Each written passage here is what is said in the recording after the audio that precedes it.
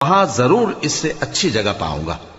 تو اس کا دوست جو اس سے گفتگو کر رہا تھا کہنے لگا کہ کیا تم اس ذات سے کفر کرتے ہو جس نے تم کو مٹی سے پیدا کیا، پھر نطفے سے، پھر تمہیں پورا آدمی بنایا؟ مگر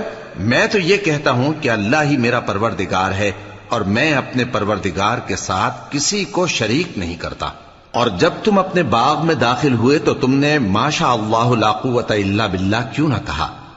اگر تم مجھے مال و اولاد میں اپنے سے کمتر دیکھتے ہو تو عجب نہیں کہ میرا پروردگار مجھے تمہارے باغ سے بہتر عطا فرمائے،